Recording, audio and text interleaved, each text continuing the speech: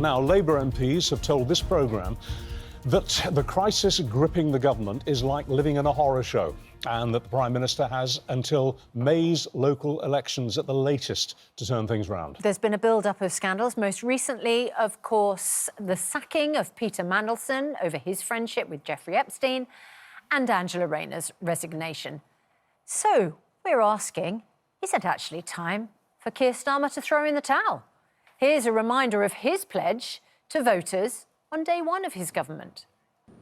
You have given us a clear mandate, and we will use it to deliver change, to restore service and respect to politics, end the era of noisy performance, tread more lightly on your lives, and unite our country.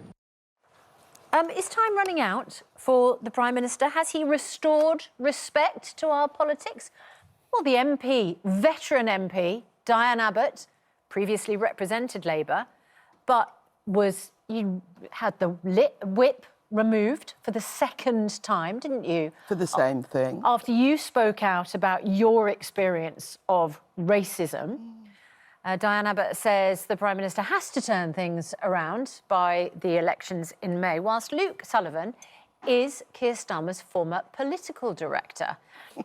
It's great to see you both this morning. It's a terrible time for the Prime Minister. Diane Abbott, it seems extraordinary, I'm sure, to many people that you've had the whip removed, so suspended from the Labour Party for speaking out about your own experience and view of racism as a black woman.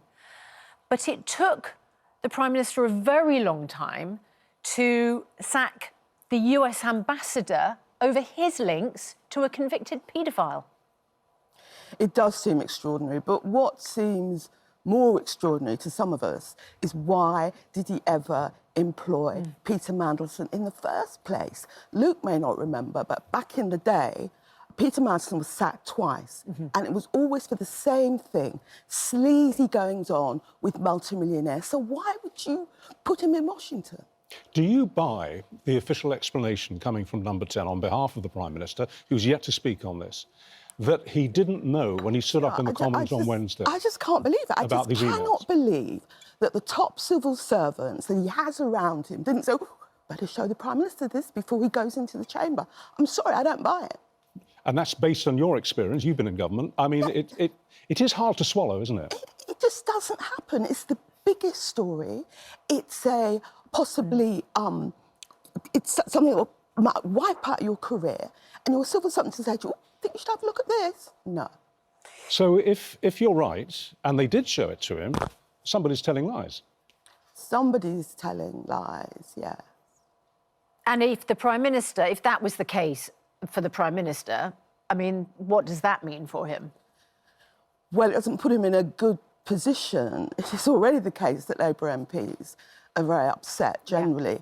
And what you have to remember is that we have all this Westminster stuff, but MPs have to go back to their constituencies every week. And this is what happened with the winter fuel allowance, of course, and with the benefits cuts, proposed benefits cuts. And their constituencies say, what is going on? And if you're in a marginal seat, that's a horrible prospect. Setting aside whether or not it's true that these top civil servants at Number 10 didn't tell the Prime Minister until too late, effectively, about these incredibly excruciatingly embarrassing emails that Mandelson sent to Epstein. What about the question we were discussing earlier on the programme, that in the interview that was aired before the Prime Minister made his statement of support in the Commons, Mandelson said that he said on the record that there was more embarrassing stuff to come out. Does it surprise you that nobody phoned him up?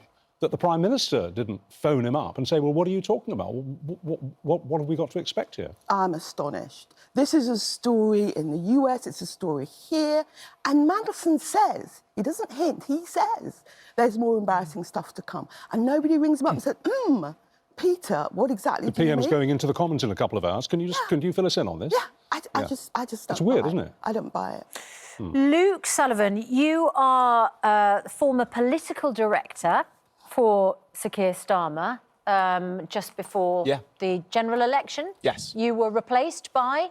Vidya Alexson. Right. Yes. And if you had been political director at this point, would you have been involved in any way in saying, My political antennae are twitching over Lord Mandelson. I think we better ask some questions. Yes, absolutely. The senior staff in and around the Prime Minister would be involved. I think I take exception with what Diane says. We do need to know the chain of events. I do not believe the Prime Minister was aware of the information before he went into Prime Minister's questions. And I think if you read the newspapers today, there's varying different timelines and information. But I think what is clear is the Prime Minister didn't have some crucial information. He should have had it, before he went in. He should have had it. It was available. It was available the previous day. It was in number 10 the previous day. That is for people in number 10 to account for. And I think ultimately when you what do you think? Well, come on, you must be thinking about it. Why would, if it's true that they didn't tell him, why wouldn't they not tell him something as crucial as that? I think as I was listening to Kevin earlier on, I think, you know, as Diane says, yes, we all know now that this is a huge issue and it has rumbled on for 5 days. I think at the time, the actual chain of events was, I think it landed about Wednesday morning, just before Luke. PMQ. We all knew what Peter Mandelson was like. At least, maybe you don't remember, but I remember. And so the idea that senior civil servants didn't show him or indicate to him what was in the emails, they need to be sacked. Well, They need to be sacked. Yeah, I'm never going to come on telly and say that you know, officials should be sacked. That's ultimately for the Prime Minister. That's for him to make those decisions. I think, look, what has happened here, there has clearly been some chains of information that, in the light of what is now where we are, is obviously really, really important. But, you know, you're the Prime Minister. When things are going on, you have to have trust in your team around you. It's not always obvious. So it is obvious now, but it's not always obvious what blows up. either Sir Keir Starmer didn't ask the right questions, which as Prime Minister he should have done, because on Wednesday morning this was the main story, and Peter Mandelson had already given the Prime Minister a heads up. There's more stuff to come. And so the Prime Minister didn't, you know, as a director of public prosecution, somebody who's constantly asking questions and trying to find out information, he sort of either is guilty of a lack of curiosity or he's guilty of trusting the wrong people. And both display a misjudgment, don't they? I think what the official line of events we've had out of number 10 is that the Prime Minister got back from Prime Minister's questions, that there was then information, and he's gone through the whole file. And actually, he is somebody who takes his time to look at the evidence, not necessarily... Takes his time. I think he looked at the emails. They are trying to hang those officials out to dry, and that's one of the things I object to. He's a former DPP. You mean he doesn't know to ask questions? Yeah. It's not credible. How precarious is the Prime Minister's position as we speak? Because it's not just members of opposition parties, anti-Labour parties who are criticising him. Labour backbenchers, anonymously it's true, most of them, but Labour backbenchers, elected MPs, are saying it's time for him to go. They say it's like living through a horror show. Yeah, so how precarious is his position as we speak this morning? Labour MPs aren't happy, and it's not just Labour MPs like me, you know.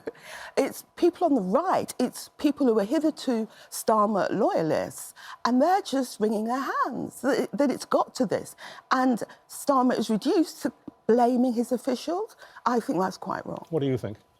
Look, I think there's no doubting that the Parliamentary Labour Party are unhappy and are in a grump. You know, Diane will know better than I do. I think what the Parliamentary Labour Party want to see today is the Prime Minister out, trying to put a line under this, to draw a line. We've obviously got a Tory party who have woken up and have said that they're going to do certain things in Parliament. Labour MPs will want this to have a line drawn under it, to move forward and get some momentum, get the Prime Minister back on the front foot. And I think if he does that, they will be fully behind him. What does back on the front foot mean? Well, I mean, because we've had a week where he was trying to draw a line under the Angela Rayner affair. We've had a week where, you know, or a few days where he was trying to draw a line and reset with a reshuffle. Then we've had a week where he's trying to draw a line under this particular crisis. So what could he do to make voters go, yeah, that's the Prime Minister we voted for? Well, I think, look, in politics, it rains and it pours. You know, these crises come along. It's how you respond. I think you know, there's too much politics on the telly. That's always a bad sign. When a government is having as much political interest as this, it's normally not a good sign. I think where he and the voters... Well, so he could move forward if we just stopped talking about No, it. and that's not what I'm saying. What I'm saying is the government needs to get out and demonstrate the things they're doing. You know, they've got some big things they're doing today. The first return flights are expected to start this week. We've got a Prime Minister who's got a state visit this week with President Trump. They're going to be announcing sort of billions of pounds of investment in the UK.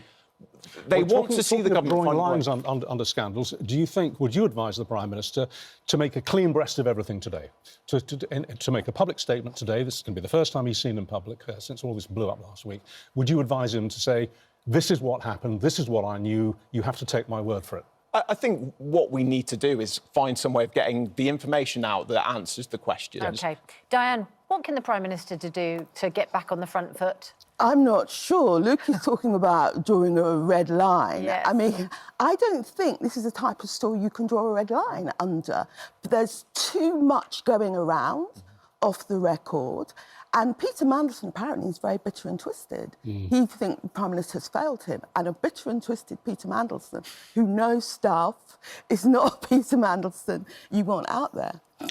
Well, he's very welcome to come on this programme and address the fact that you're the third person this morning to say that Peter Mandelson will strike back. We don't know what he'll do, but he is, of course, welcome to come on to Good Morning Britain and tell us. Thank you both very much indeed. We asked you on X, is time up for Sir Keir Starmer?